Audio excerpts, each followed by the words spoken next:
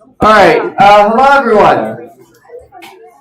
Welcome. So we do have our lab today. So we're going to get through just a little bit more with magnetic field due to current carrying wire. We'll do kind of some practice. We'll touch on Ampere's law, but I don't plan on finishing this PowerPoint today. I plan on finishing this PowerPoint next kind of class as far as finishing up Ampere's law. So anywho, just heads up on that. Yeah, kind of the timeline at this point, the current trajectory of things. Your all's exam is November 6th. That is exam 2. That is 3 weeks from today, meaning we have 2 more weeks of content.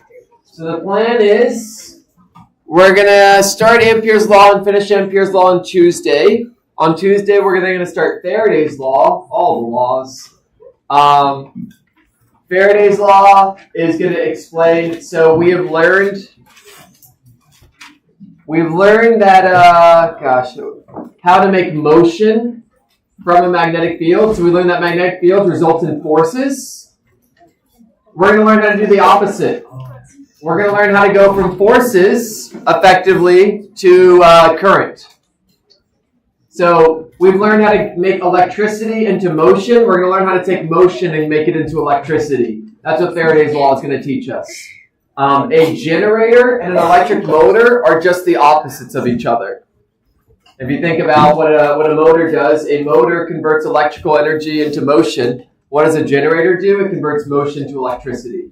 So that's Faraday's law, just foreshadowing of that. And just with these 2 things that I've kind of taught you is you can understand all electric motors and basically all generators pretty well, honestly. And there's nuances to some things, but we'll get pretty far with that. So anyway, Faraday's law, that's going to teach us that motion to electricity. We'll kind of finish that up. We'll start that next week. We'll either finish it or get close to finishing it. And then the second week, we'll end up covering inductors, which is just a solenoid. And then we'll implement those in AC circuits, AC meaning alternating current. So we'll talk about alternating current and look at circuits that have resistors, inductors, and capacitors.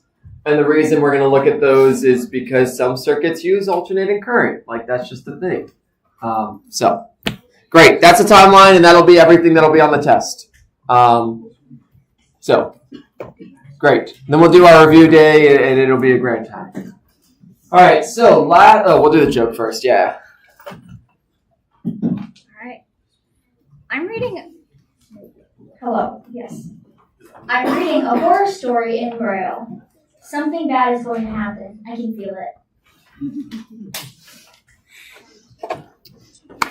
All right, so last class we found the magnetic field due to an arc of wire. There's the equation for it, mu naught I theta over 4 pi r, where theta is the angle of that arc. We then derived the expression for the magnetic field due to a finite wire. That was the second one, where it's mu naught I over 4 pi r. But this time, instead of multiplying by pi, we multiply by cosine theta 1 minus cosine theta 2, where theta 1 is the angle from the leftmost point to the point, and theta 2 is this outside angle from the rightmost point to the point. And we use that to derive the equation for an infinite wire by just putting what theta 1 and theta 2 are. And if you're like, what's this picture? This is the quiz problem. It's a semi-infinite wire. So I mentioned that was going to be a problem on the quiz.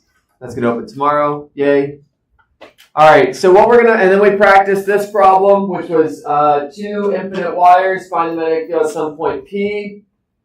And the emphasis here is that basically this entire PowerPoint is just teaching us how to find the magnetic field due to an arc of wire and a finite wire, and then applying that to a bunch of different situations. So if you all go to the problem sets, you will notice that in the problem set, it's basically just a bunch of questions of find the magnetic field due to a bunch of different systems. This one is a straight wire. This one is a straight wire, but there's also a magnetic field above it. This one is a straight wire, then an arc, then a straight wire. This one is 2 arcs. This one is 2 straight wires. This one's also 2 straight wires. This is a straight wire and an arc. You get the idea that I really think that this is something important that you should be able to do is look at a bunch of different situations and find the magnetic fields if you got a combination of straight wires and arcs of wires. Which then leads to hopefully the natural conclusion that one of the three responses is very likely going to have you finding the magnetic field due to a combination of straight wires and arcs of wires. So why do I have so many versions of this? To make sure you're ready for it. If I'm having you do the same process a bunch of different times in a bunch of different ways, it's probably a flag that that's something I want you to be able to do. And this is a really important skill, specifically the skill that a complex problem is just a bunch of simple pieces put together. And so these quote-unquote complex problems are just, do you realize that finding the magnetic field, if there's multiple wires, you find the field due to each one and combine them. That's the idea here. Just like when we did electric fields, I gave you a bunch of point charges, and I said find the field at some point due to a bunch of point charges. This is find the magnetic field due to a bunch of wires. It's the same kind of idea. Can you combine those pieces together? If you can do it for one, you can do it for a bunch of them.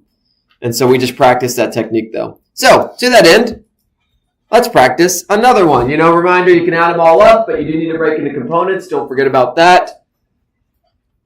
So here's an example I want you all to go ahead and try. You have all the skills necessary to solve this problem. You just need to put the pieces together. So what is this problem? A wire carries a current of I, and it's pointed into the page. To the right of the wire is a loop of wire that's flat on the page, carrying a current that is clockwise. What is the strength and direction of the magnetic field at the center of that loop of wire? The radius of the wire is R, and the straight wire is a distance 2R from the center of the loop. So, first step, what am I even solving for? Second step, start drawing this picture. Add your distances to it. Draw your fields at the point we care about. Try it out. But yeah, that's our first step. What are you solving for? And then draw a good picture. If you don't draw the picture, gosh, you're going to get it wrong. Your chance of getting it right is very low if you don't draw the picture. Not because it's complicated, but because that's what you do to solve problems. You draw pictures.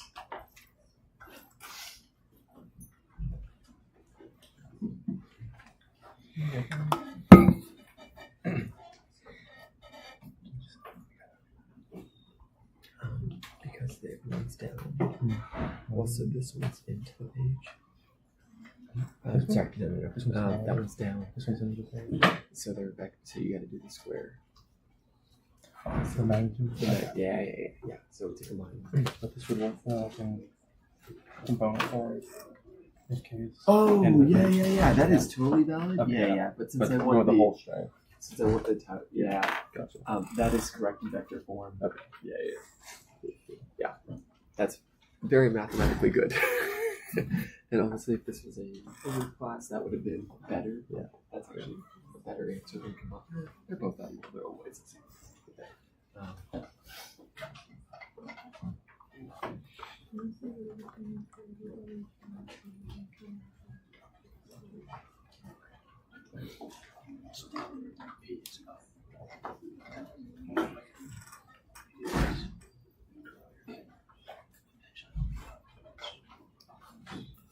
Okay, so hopefully you realize we're finding B.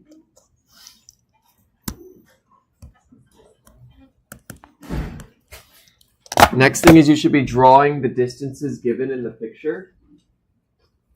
That's useful to kind of add to this diagram. And if we're finding B net, you should probably find the fields due to each of these pieces.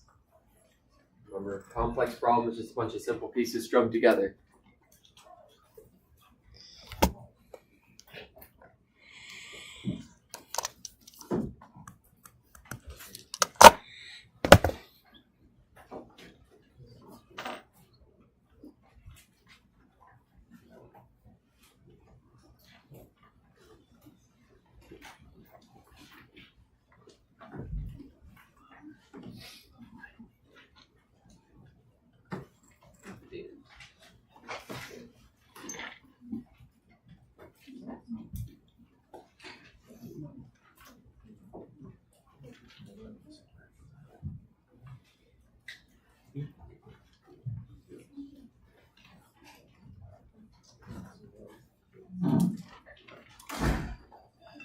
So, how many sources of magnetic fields are there in this picture? 2. So at point P, what I'm going to be looking around when I'm going and looking at your all's papers kind of around here is I'm looking for the direction of the fields due to both of those pieces at point P. What is the direction of the field at point P due to that first wire? What is the direction of the magnetic field at point P due to the second wire? Draw those before you look at any equations, because the equations, if you don't know the directions of them, the equations aren't going to do much for you.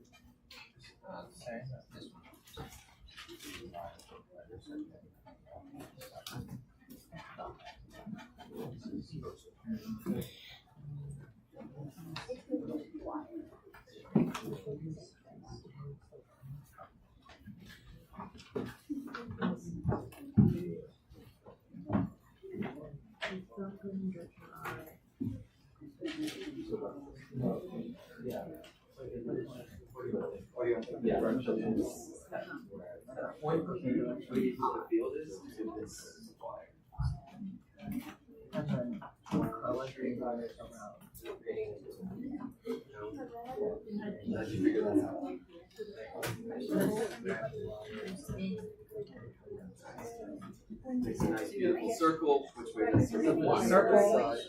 It's out. This one.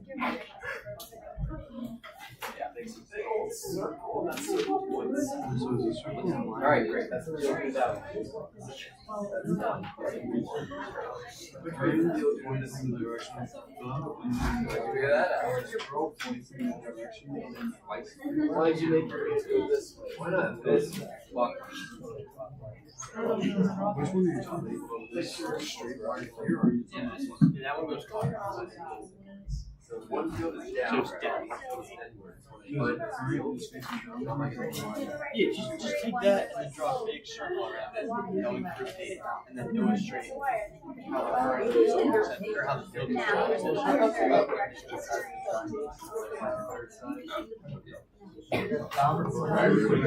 is down and then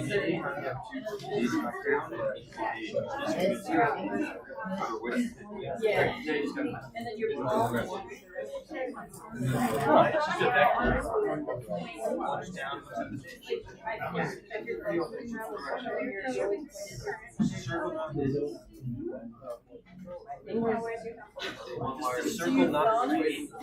field?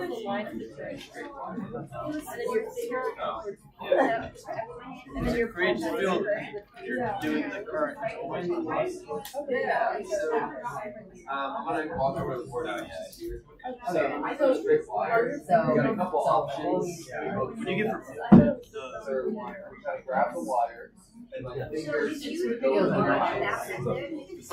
I forgot how to do that, right? Or with the wires or the Yeah, I guess so.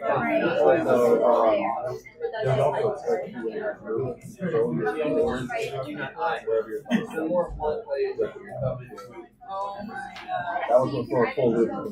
so you down and hit a wire right. For the loop. Which way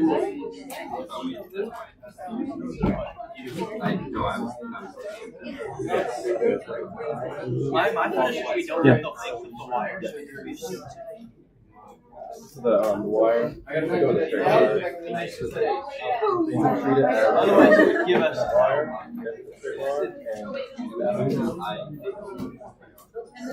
yeah. No. For a wire, there's no The magnetic field from straight line. For an arc, there is a straight wire. How can there be eight? You had it earlier today, correct? So for the straight wire, Yeah, that's it. and then hold your finger towards the finger. Yeah.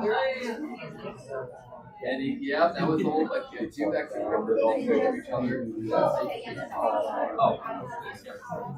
Yeah, the whole point of breaking the components is to be able to get those components. Yeah. So now you just gotta find the equation.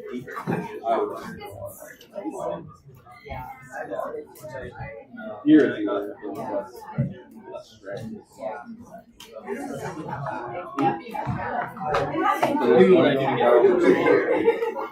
What's the direction of the point P there in the straight line? Which is? Which way? Up, down, up, and R.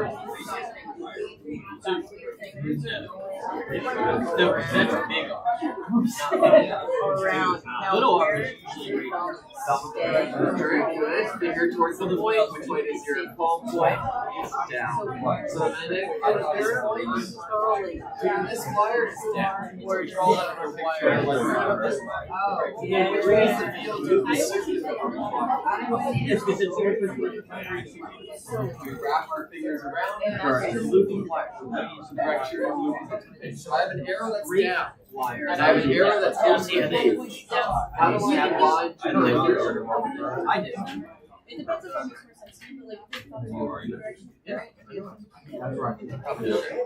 So there's something you want to know. There's a question where I said, hey, I have a vector in the x direction and a vector in the y direction.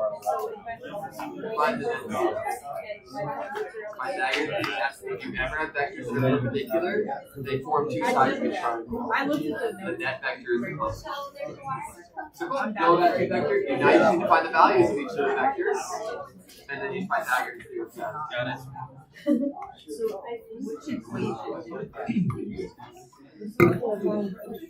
Alright, so just to make sure we're all kind of at the same stage. What's the direction of the field at point P? Let's call the straight wire 1. Let's call the circular wire. Oh, let's actually label some things here. This distance is 2r. This distance is r. Why? Because the problem says so. Alright, what's the direction of the field at point P due to the straight wire? Down. Why? Right-hand rule. Thumb in the direction of current. Again, there's a couple options. You can either make that circle, or you can do like the flat hand and your palm points in the direction of it. So that's the magnetic field due to the first wire. The loop of wire. Which way is that current going in that loop? Clockwise or counterclockwise? Clockwise. That is not shown in the picture, but through reading the problem, it says that the current is clockwise. Why is that important? Wrap your fingers along it. Which way does your thumb point? Into the page. I now have two vectors that are perpendicular to each other. How do I combine two vectors that are perpendicular to each other? If only we had a clicker question that you all did exceptionally well on for combining two vectors that are perpendicular to each other. It's the same exact process. If you have two vectors that are perpendicular to each other, you can use Pythagorean's theorem because it makes a triangle. You can take those two vectors. Just because one's into the page, if I just turn my head sideways, then the x component's like into the page. It's kind of tricky to see. It's all a matter of perspective, right? If y'all looked at this from the side into the page, and up, it's just two, or down, just two vectors perpendicular to each other. You all can do that. Add the squares, square root it. Now you just need to find the equations for these in terms of the variables given. See, all steps you all know how to do. Why is this a complicated problem? Because it's a bunch of steps together. But complicated doesn't mean hard. It just means one step at a time. Apply what you know.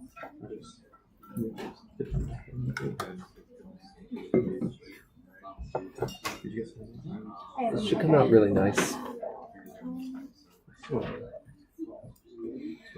Yeah, no, that's good. That's perfect. Nope, that's perfect. Yep. No, it's really not. Yeah, I just leave it as like that. Yeah, no, I don't want to actually. I don't want him to plug that in. There's no reason to. It's a constant. We'll leave it there. Yeah. And you don't need a calculator when you get the final result. You don't need to actually like. There's going to be a pi squared. Just leave it as pi squared. I don't need you to simplify it. This entire problem should require no calculation. I mean, you can just do inverse tan of the component. Oh no, they wouldn't even be using this one. So. Oh no.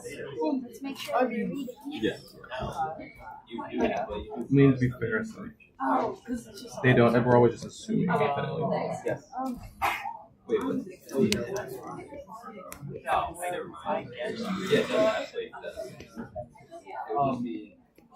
right, there's the answer. I believe. Yeah. No. No, you wouldn't cross. The direction is a little more tricky. No, yeah, across. Because you're finding the To find the direction, you really need to calculate. calculate.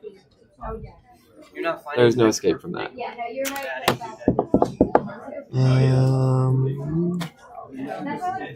Because down is yeah. Trying to remember which one's which.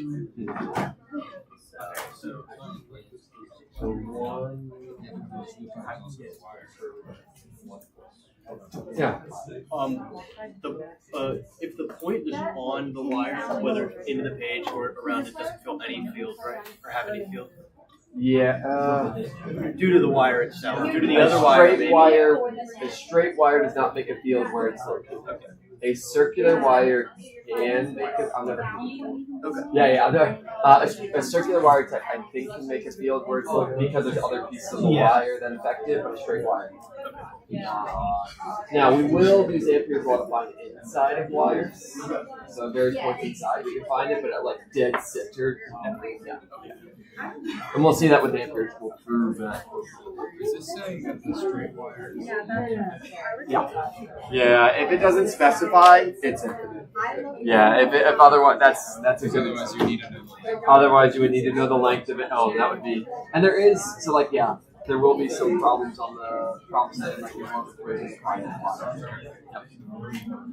but we tend to use infinite wires because it's not. Most wires are effectively infinite at the distances that we care about.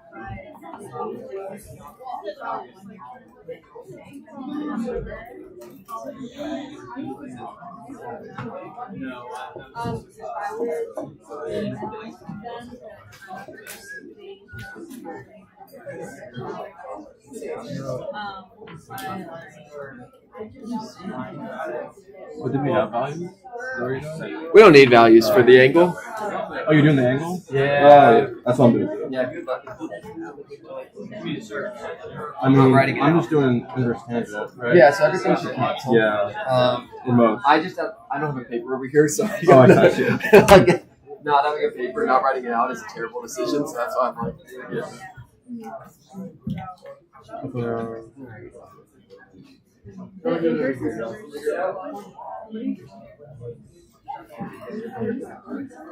I think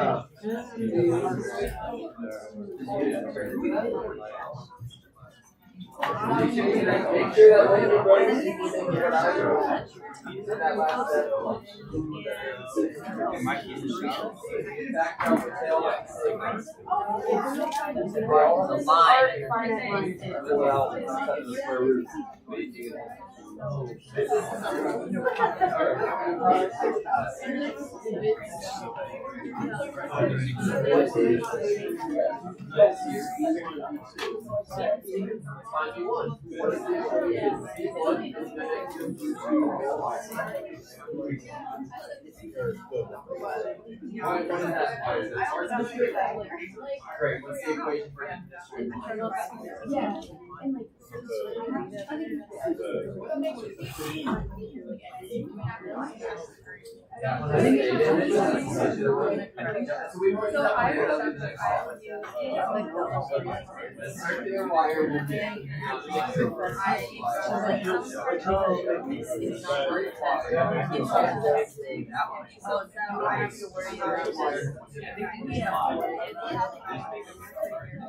no, you can track the wattage in your mouth.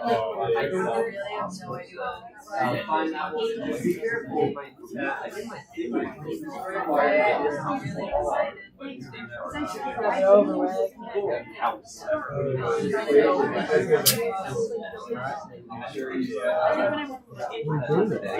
I get this, right? Which kind of makes sense in the math. No, But it's like 9 degrees.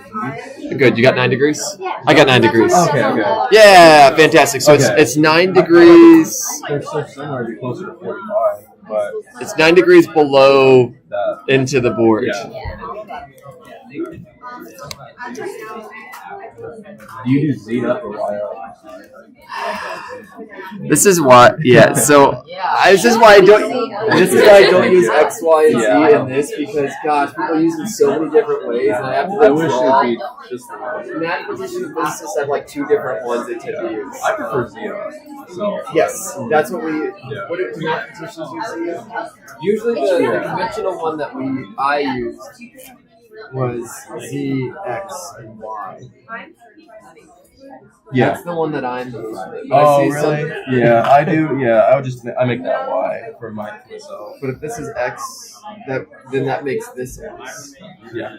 We're talking about left and right. So you make which one? You make this one X? Yeah, for left and right. So if you make this one X, then your Y has to point that way. Yeah, That's awful. I know. It's into. I know. No. Well, I mean, there's like two ways of looking at it, and I think of it as like if you start with X and Y, Sure, and then yeah. coming out of the page. Yeah. Okay. That's if where I you're, get you're that looking at it from. from above. This But one. I understand that one more. I start with one. I know. No, it's. There's a reason why I don't do it here. Yeah, it can be. Yeah.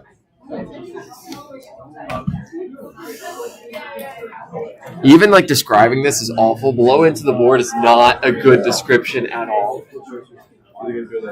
All right. So, straight wire. What's the equation for a straight wire?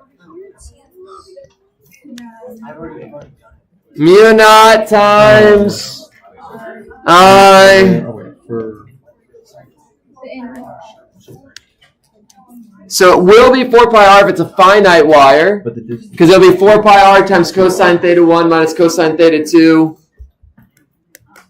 But in the case of an infinite wire, those cosines, cosine of 0, cosine of, if you're like, whoa, where did this come from? Let me just quickly show you all. So the infinite, oh, this picture's bad. Oh, no. It's fine. I will need to fix this. All right.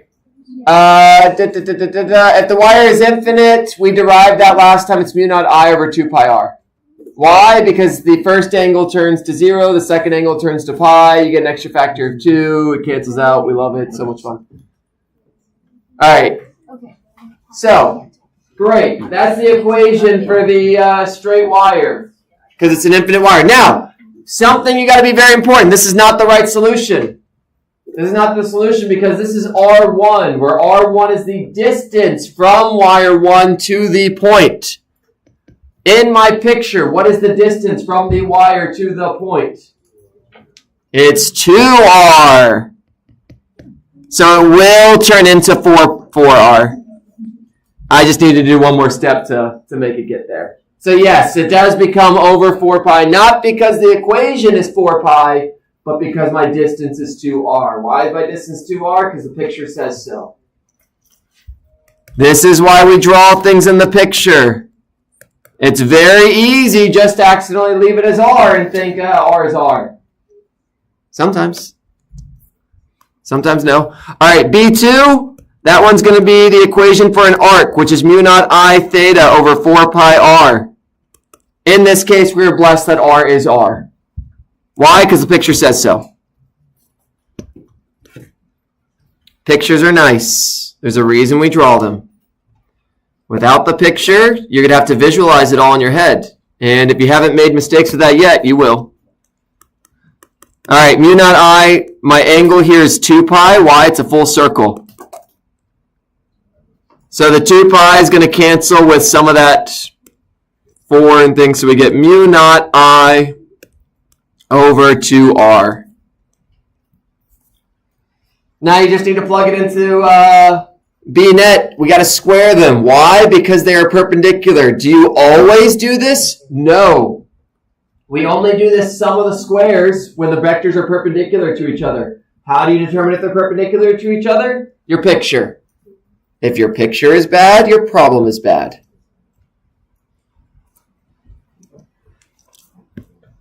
And trying to hold all this information in your brain is a terrible decision. It's too much. Your brain can only hold so much information, and the more it's holding, the less it can process.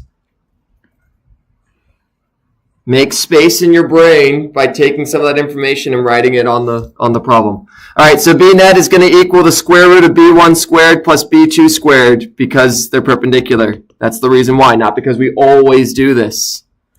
Square root of mu naught I over 4 pi r, we're going to square that, plus mu naught I over 2 pi, or just 2r, we're going to square that. Pull out, they all have mu naught, they all have I, they all have a 2, they all have an R, all of them get squared, so that's going to get square rooted. So we can just pull out that mu naught I over 2R. And what are we left with? We're left with the answer that I wrote down at the bottom. Specifically, we're going to get 1 over 2 pi squared plus 1. And 2 squared is 4, pi squared is pi squared.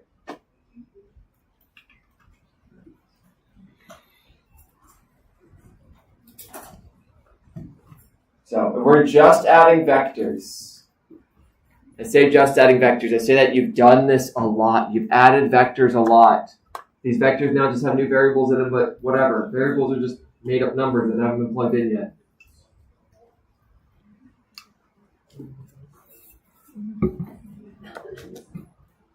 This process was the same as when you did 3 and 4.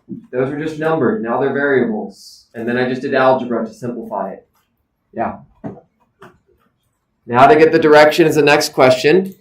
If I have 2 vectors, let's call this one 3. Let's call this one 4. How would you all find the angle? How would you all find the direction in this problem?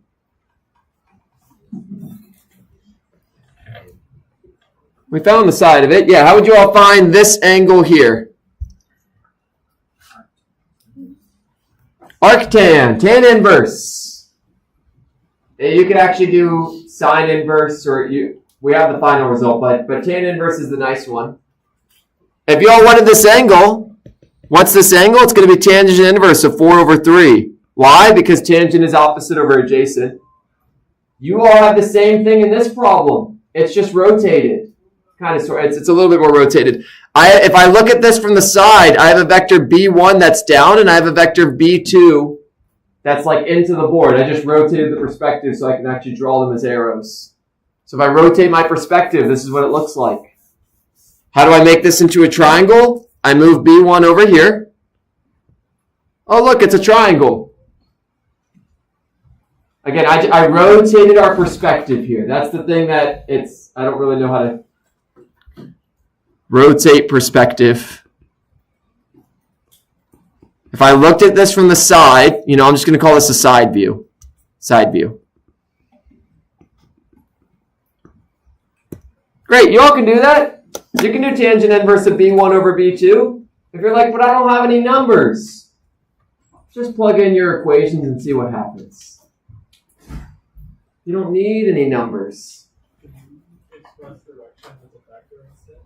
You could express it as a vector instead. That's a great point, where you could call like into the page is k and downwards is j, or as long as you define your coordinate system. That is also directional. Yeah.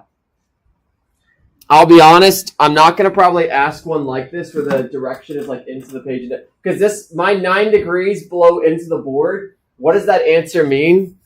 That is not great wording, but I couldn't think of better wording, to be honest. This is why we use IJK when we describe things. If my vector is into the board, 9 degrees down means a vector that's 9 degrees down but still into the page. Why? Because we look at this picture, the side view, that's what it looks like from the side.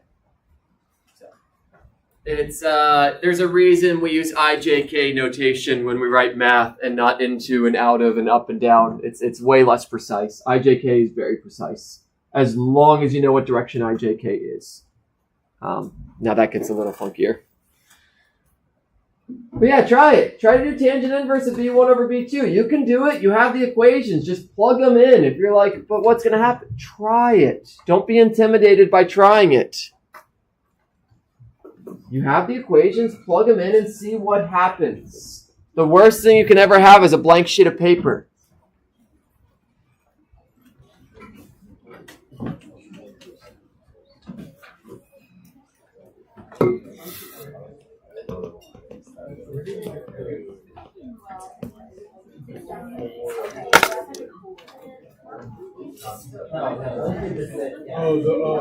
You will need a calculator to get this.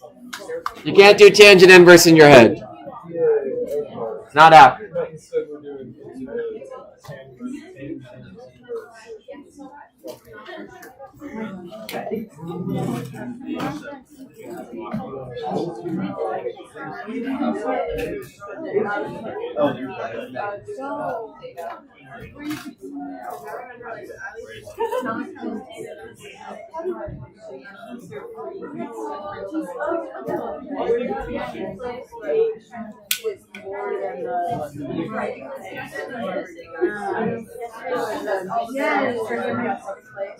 All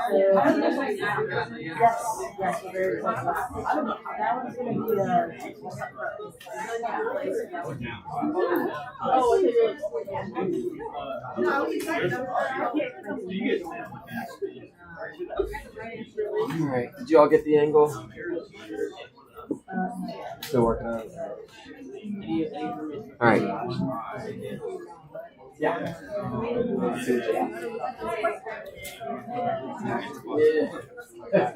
That'll do it. No, you want to be in degrees. My answer is. Let me see. That's very close.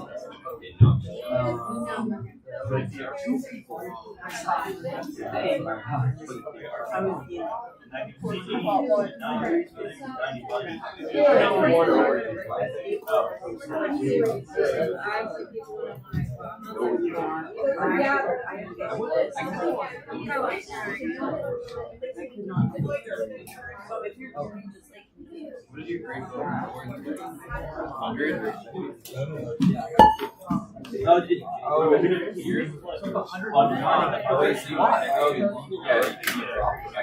Okay.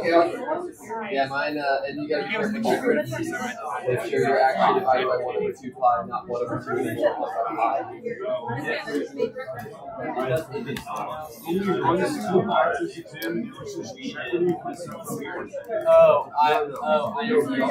Alright, if you all plugged them in, everything cancels but 1 over 2 pi. That's, if you do tangent inverse of 1 over 2 pi, you will get 9 degrees. Why? Because the calculator spits out 9 degrees. How do you get the 1 over 2 pi? You need to actually take the equations and plug them in, and everything cancels. Mu naught cancels, I cancels, R cancels, one of the factors of 2 cancels. How do you know that? Do it. You all can definitely do it. That's why I'm not going to even write it out here. But I'm going to tell you it's going to be 1 over 2 pi. All right. Cool. So, again, so many examples of these fields and different ones. One of the quiz problems is going to be this problem, but instead of it being a full circle, it's going to be a half of a circle. Instead of a wire going into the page, it's going to be a wire going up. It is so easy for me to make different versions of this. Do you know the process? I am not testing, can you solve this exact problem? I am testing, can you add fields together? Do you realize they're vectors? Do you know which way those vectors point? Do you know how to combine vectors? Which is skills that you've been doing and you do have the ability to do well. It's just realizing how to apply them in this new situation, and then it's not really a new thing. We're not going to do this problem because it's too easy. I don't know how it ended up here. This is just a straight wire. It's into the page. I don't know why it's there. All right. Okay, so magnetic fields and forces together. So here's the argument. We're going to take what we learned this week, we're going to take what we learned last week, and we're going to smash them together. We have learned this week that current-carrying wires make magnetic fields. That's what we've been spending this whole week on. Last week, we learned that current-carrying wires experiences forces due to fields. So wires make fields, and they experience forces due to the fields. So what if I have 2 wires next to each other? What's going to happen? Put that argument together. I've got 2 straight wires here. They both carry current upward. My question is, what is the direction of the force on the second wire? Why is there even a force? Why is it even experiencing a force? I'm going to let you marinate in that a little bit before I give away that detail. First question for you all is, why is there even a force on the second wire? And if you can answer that, then you can answer this problem.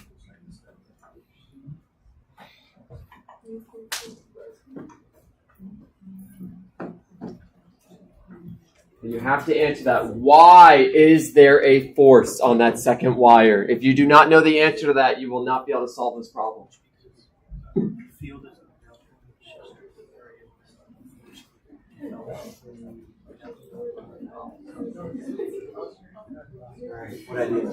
Why does wire 2 experience a force? Doesn't moving charges. So why is it then experiencing force? Moving charges alone doesn't mean it has force, but it will mean that experiencing force if there's something else. There's moving charges and something else. Huh? Oh, no, I haven't opened it yet. I want people to answer these questions first before people start using right-hand rules. So what did we learn last week? If you have a moving charge, it experiences force if, so what's constant? It needs to be in something. Yes, no. It could be in a vacuum. If there's a magnetic field. Why is there a magnetic field? Why is there a field? What could possibly be around which way to be? On the right side of this wire. Where is the other wire? That's a magnetic field. This wire.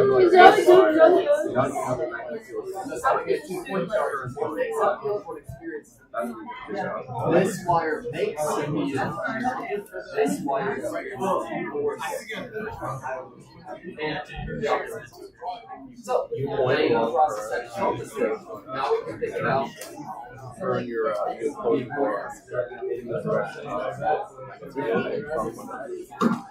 Yeah. But I don't know.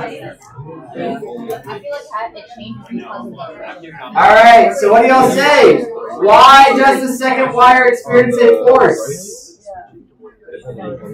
Why do moving charges experience a force? They experience a force if they are in the presence of a blank.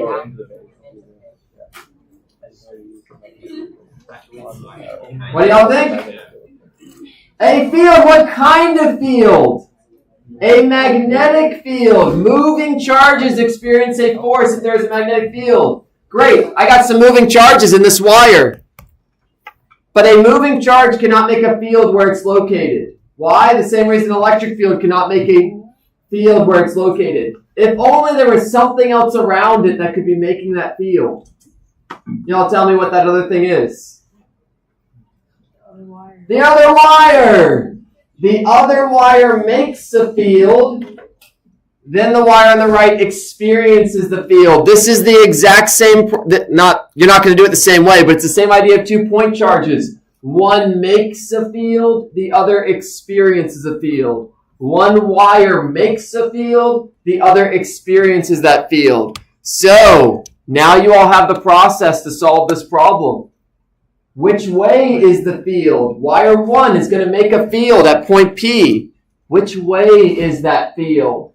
Wire 2 will then experience a force due to that field. What direction will that force be? It's a 2-step problem. But if you don't know the why, you won't be able to realize that there's 2 steps. That's the reason I didn't open it. I didn't want people just to start doing right-hand rule because you won't know why you're doing right-hand rule and you probably won't do it in the right order.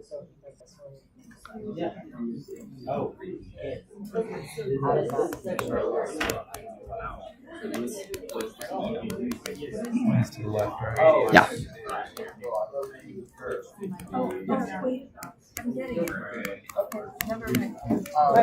because so this type of movement, how does that affect us? So like I know our problems face. Are we not using the handle? Use it once over to get rid of that from the wire to the left. And now you will use both right-hand rules. If you're not using them both, you're not doing it right. One step at a time, though. One right-hand rule at a time.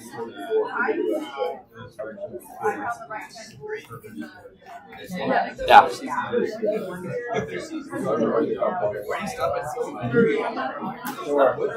one are you using? Are you finding the field or are you finding the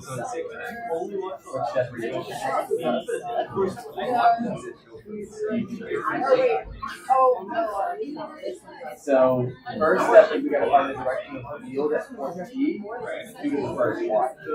Let's do that. What's the direction of the field at point P? Great. So we got a magnetic point into the page. Now we'll do the step 2, the right-hand rule. So I have a field at point P pointing towards the base. And I have a I'm gonna mess that up. No, that's why I keep going like Oh, diet, it's where my the current's correct, going, I see where I'm remembering different. But the big idea is the direction, right? Swing up vector. So wait, this one is the force, not. I remember the sound fire.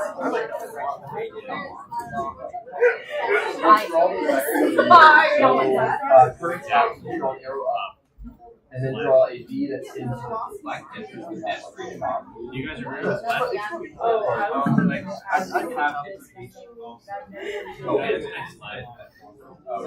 So the field will be. That's not audio. Okay, cool. It's right inside me. Alright. The fourth one is not a big So, the current is my thumb. No,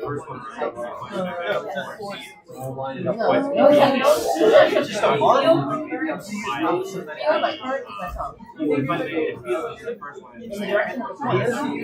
But, yeah, and then it curls in the direction of the point. Basically taking that loss, that turn.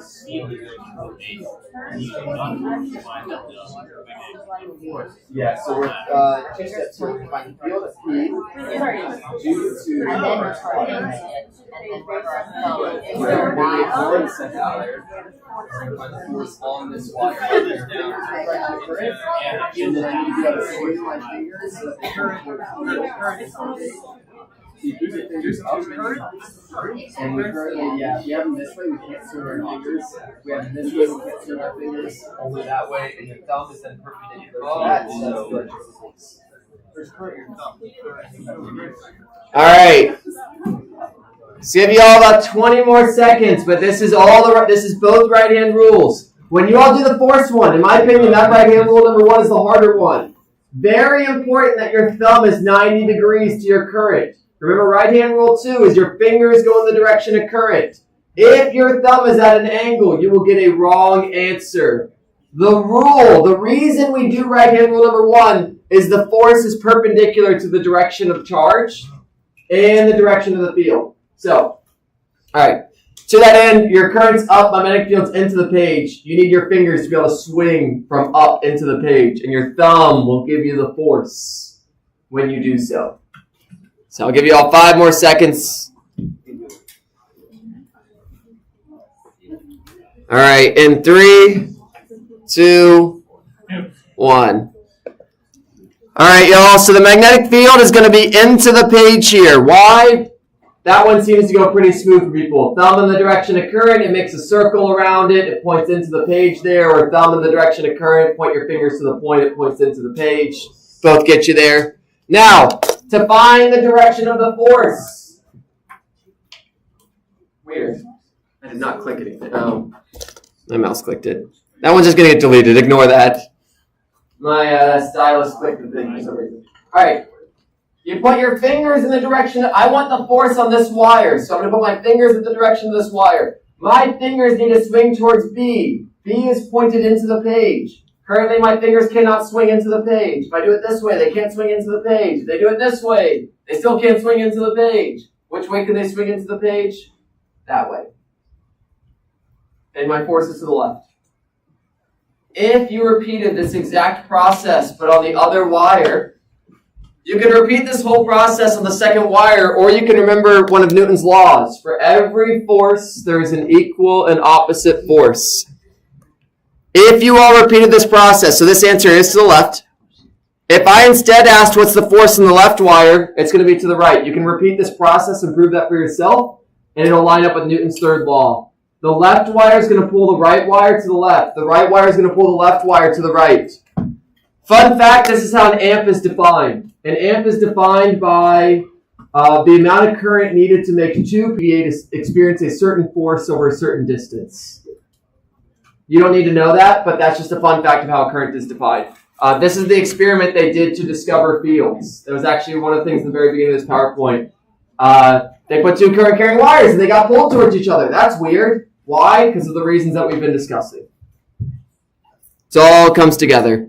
All right, and this is kind of the equation for it. One wire makes a field, the other experiences a force due to this field. So you're like, whoa, where did this equation come from? This came from last week.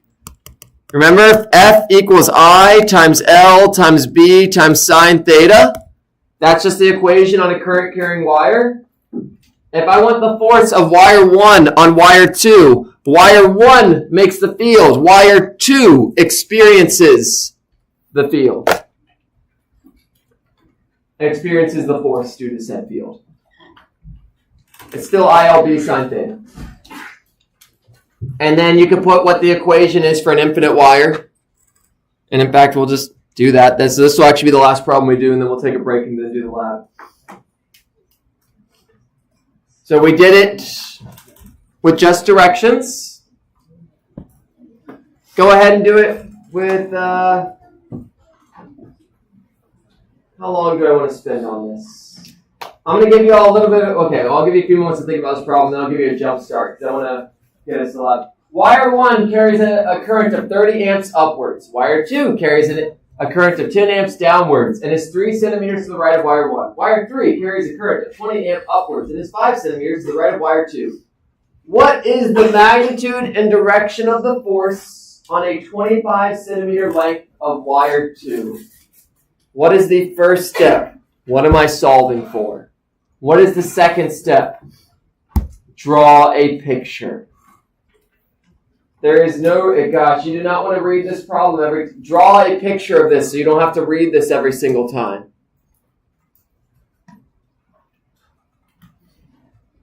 Draw a picture, label your distances, label your currents, label your wires. Make a picture.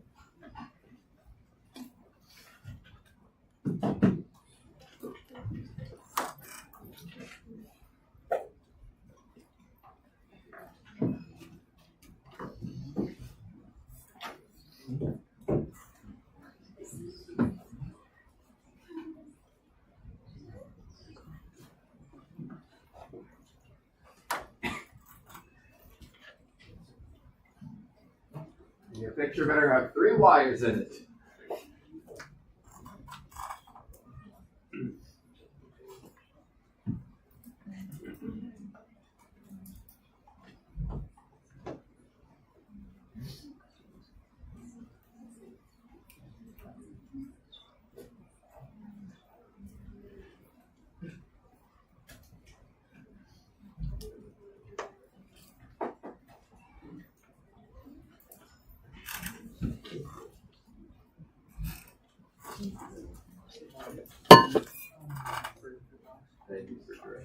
And then you use the same argument that we used last time. Once you have your picture, why is there a force on it at all? It's the same reason there was a force in the last problem. There must be some magnetic field there. Why is there a magnetic field there?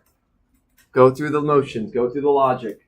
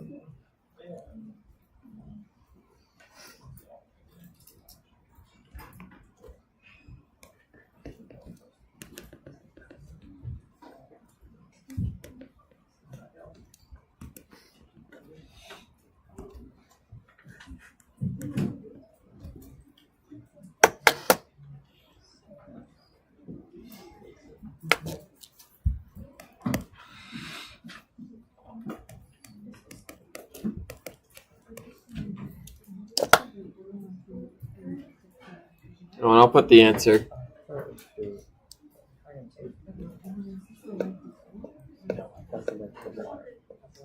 Of wires. Oh, so I would be current too, right? For the last slide. If you're finding the force on it, you're putting the current. Yeah. When you're finding the force, you find the magnetic field. That's where it's at, and then you multiply it by the current and the length of the wire that's experiencing the force. The angle between the field and the direction of current. In this problem, it's 90. Because the field will either be into the page or out of the page. I honestly don't remember which. You have to do some math to figure that out. And the current will go up, so the angle will be 90.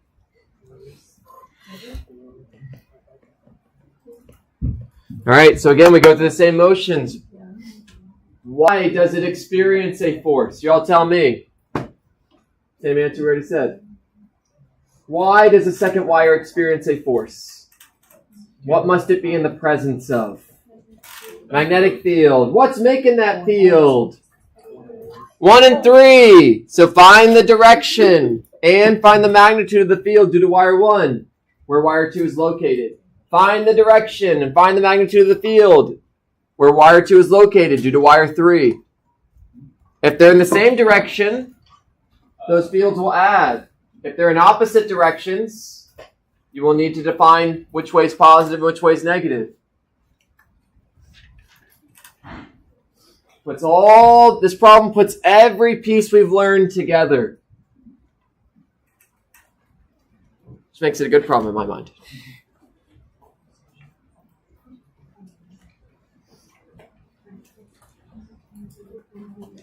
Yeah. I don't remember if I made this one, if I got it from a book. You wrote Tesla? It should be Newton's. Yeah, that's true. Did I put, oh gosh, let's see if I put the right unit here. I did.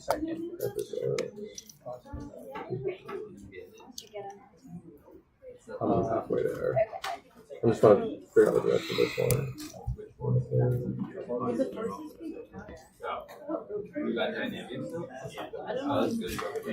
Did you get anything for the first one on the second? So what's cool is you could find the force due to each of the wires, or you can just find the net field. If you all just find the total field, that's all it cares about. You don't need to find the force of 1 on 2 and the force of 3 on 2 and then subtract them. You can do that. That totally works. Or you can just find the total field. It doesn't care what's causing these fields. It just cares about the field it's experiencing. What is the field it's experiencing? The combination of those two fields. What's the combination of those two fields? What a fun problem to solve.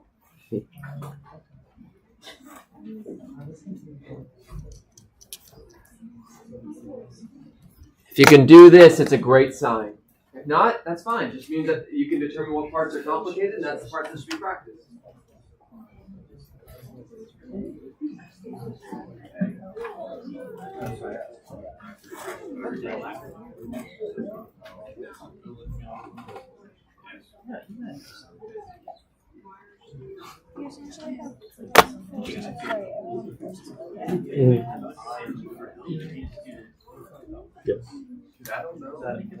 Yeah, that's one way. If you decide to find the independent forces and then combine them. Yeah. I just didn't take the direction. Sure, that's You fine. need the quantities, and I was. No, I'm just gonna combine. Yeah, they both work. No, neither one is better than the other. It's the same amount of math either way.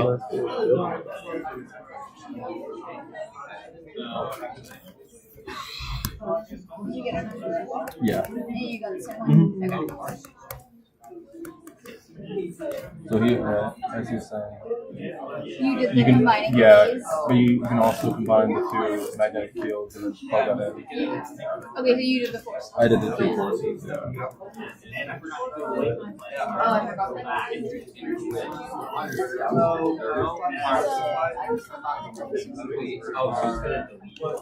We should that out.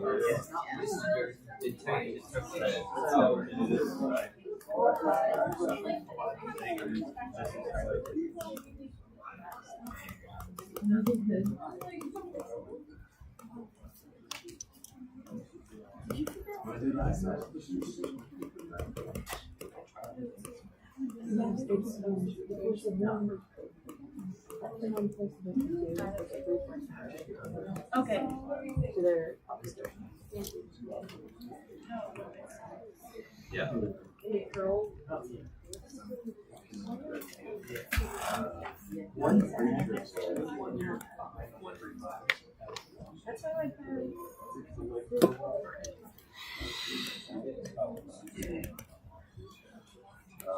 Yeah, I did use wire two. Wire two, comes in.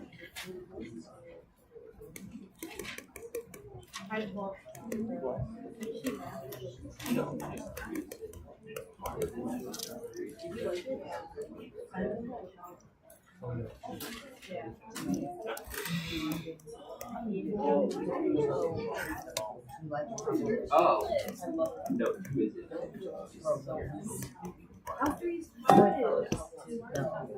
You just well, conceptually.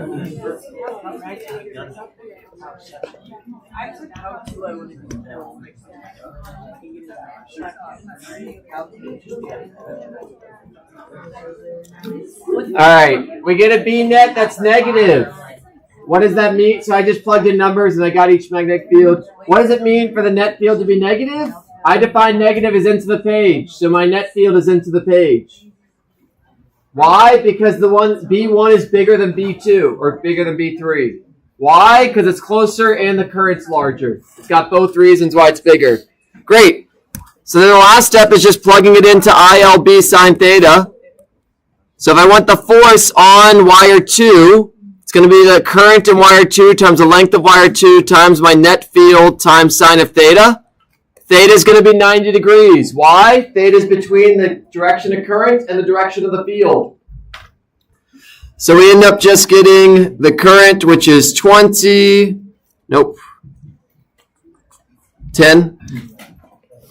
times 0.25 times the field, which is, this is magnitude. We do not plug negatives into this equation because it does not. Sine of 90. And it should end up with the right answer, assuming I did everything right. Great. 3e to the minus 4 newtons. This does not tell us the direction. How do we find the direction? From the picture and right-hand rule. My magnetic field is into the page. My current carrying wire is down. Point your fingers down. Swing them towards the field, which is into the page, and you get a vector that's to the right. Is this an involved problem? Yes, because it's doing every single skill over the last 2 weeks. It is finding the field. It is finding the force. It is using both right-hand rules. This is a great problem to test if you understand all the concepts, because it uses all of them. It's got multiple wires. It's a good time. If any part of this doesn't make sense, find problems that test just that part of the process. If you're having difficulty finding the fields, practice problems finding the fields. If you're having difficulty finding the force, practice problems involving finding the force. All right, and that's going to be that for, we're going to just save Ampere's law for next class, which works fine for me, but we're going to go, so we'll take a break. You all can go ahead and join your lab groups. They should be open for you to join. Same old, same old. Maximum 3 people per group. 3 groups per table. Same old, same old.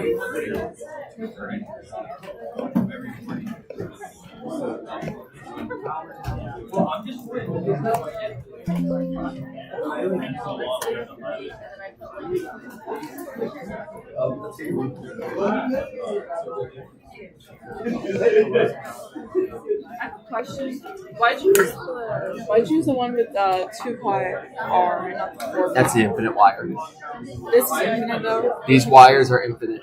Oh, we're looking at this. Yeah, not, yeah. I was looking at this. No, yeah, this is an infinite wire. Do the boxes have everything except the resistor and capacitor? I'm hoping they have everything. Oh, really? It should be just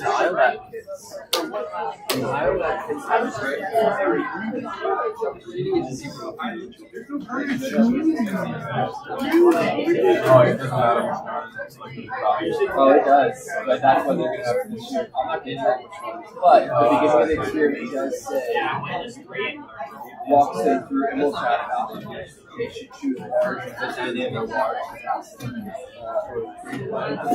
vascular parts. Really good. These boxes should have very large resistance based on our experiences last month. Now, will all these IOLABs work? That's a bigger question. Yeah.